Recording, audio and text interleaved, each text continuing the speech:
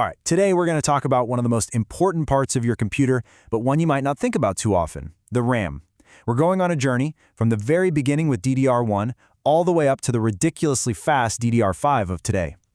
So you've probably seen these terms, DDR3, DDR4, DDR5, plastered all over computer specs. But what's the real story? Is it just that a bigger number is always better? And more importantly, how does it actually change the way your computer feels when you use it?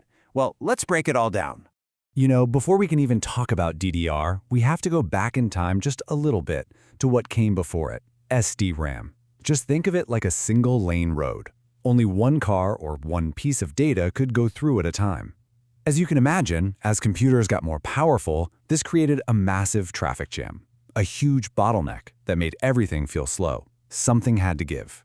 And that something was DDR. It stands for double data rate, and it was the first big breakthrough that started to clear up that data traffic jam. So let's look at the first two attempts. So back in the year 2000, DDR1 shows up. And, well, the name says it all. It literally doubled the amount of data it could handle in the same tick of the clock. This was a huge deal. All of a sudden, computers just felt snappier. But there was a pretty big catch. All that speed came at a price. DDR1 was a power hog, running at a really high 2.5 volts. And all that power created a ton of heat, which, you guessed it, led to random crashes and freezes. And to make it all worse, this was happening right around the time of Windows Millennium Edition, maybe one of the most unstable operating systems ever. It was like a perfect storm of unreliable hardware and software. So in 2004, DDR2 arrived to basically clean up the mess. It doubled the speed again, which was great, and it gave us way more capacity. But the most important change, the real fix, was dropping the voltage down to 1.8 volts. That was the key to taming that overheating problem from the first generation. Okay, so problem solved, right? Well, not so fast. DDR2 was cooler, faster, and bigger, but it was also crazy expensive when it first came out. And you couldn't just pop it into your old computer. Oh no, you needed a brand new motherboard that could handle it. Because of that high price tag, a lot of people just decided to stick with their hot but much cheaper DDR1 for a while. All right, now we get to the generation where RAM really grew up and went totally mainstream, DDR3. And this is the era that introduced a feature that fundamentally changed how we build computers. When DDR3 arrived in 2007, it just kept the good times rolling.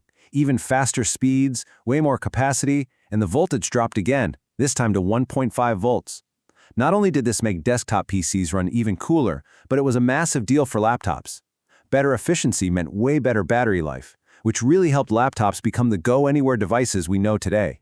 But the biggest innovation, the real game changer with DDR3, wasn't just about making the numbers bigger. It was the mainstream adoption of dual-channel technology. Think about it like this. That old single-lane road we talked about, dual-channel turned it into a two-lane highway. By using two matching sticks of RAM, you could suddenly move twice as much data at the exact same time. And this made a huge difference. Everything just felt more instant. It was especially critical for computers that didn't have a separate graphics card. See, those computers used the main system RAM for graphics, so giving them a two-lane highway meant smoother video, and you could even squeeze out a few more frames per second in games. This is why, to this day, the pro tip is to always use matching RAM sticks if you can. But here's the funny thing. Even with this incredible new RAM tech, a lot of computers in 2007 still felt kind of sluggish and heavy. And for the first time in this story, the bottleneck wasn't the RAM. So what was it? Yeah, the culprit was Windows Vista. It had this new, fancy, transparent interface called Aero. It looked cool, sure, but it was an absolute resource hog. It basically gobbled up all the performance gains we got from DDR3. It actually wasn't until Windows 7 came out a couple years later that we finally got to see what DDR3 could really do. All right, let's move on to the generation that has been the king of the hill for nearly a decade, the one that has truly defined modern computing, DDR4. I mean, when DDR4 launched back in 2014, it was just another massive leap. Speeds went through the roof, capacity doubled yet again, and the voltage dropped all the way to a tiny 1.2 volts. This perfect combo of incredible power and amazing efficiency is exactly why DDR4 has been the standard for so long. It can handle pretty much anything you throw at it, from intense gaming to professional creative work. This, of course, brings us to a super practical question that I get asked all the time. We have all this amazing capacity now, but how much do you actually need for what you do every day?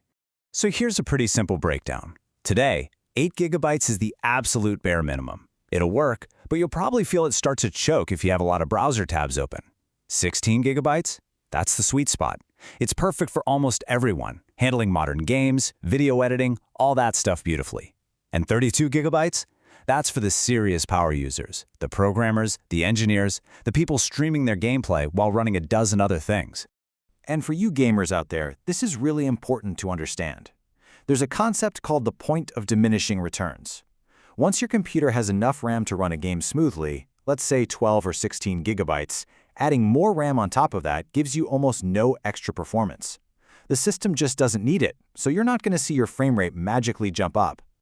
And that brings us right up to today, to the absolute cutting edge, the performance frontier, DDR5. Released in 2020, DDR5 is just a beast. Its starting speeds are faster than where most DDR4 topped out. But it's not just about speed. It also introduces a brand new feature called On-Chip Error Correcting Code, or ECC, which is all about rock-solid stability. So that ECC feature is like a built-in fact checker. It's constantly looking for and fixing tiny data errors on the fly. This is incredible for professionals doing really heavy, long tasks like 3D rendering, where one tiny error can ruin hours of work. That stability plus the raw speed makes it the ultimate choice for high-end creative work and top-tier gaming. The only problem? Yeah, it's still way more expensive. So what does this all mean for you? Well, for the vast majority of people out there, honestly, DDR4 is still more than enough. It's a fantastic value, it's super reliable, and it can handle just about any everyday task you can imagine without breaking the bank. So let's boil it all down. If you want the best bang for your buck and proven, reliable performance, stick with DDR4. It's the workhorse, perfect for most of us. But if you're a professional who needs every last drop of performance, or you're building a high-end system that you want to last for years to come, then DDR5 is absolutely the choice for you. And there you have it. From the first big jump with DDR1 to the incredible power of DDR5, it's been a wild ride. But you have to wonder, right? With new technologies like AI and massive data centers getting hungrier and hungrier for memory, pushing the current tech to its absolute limits, what's next? What's the next RAM revolution going to look like?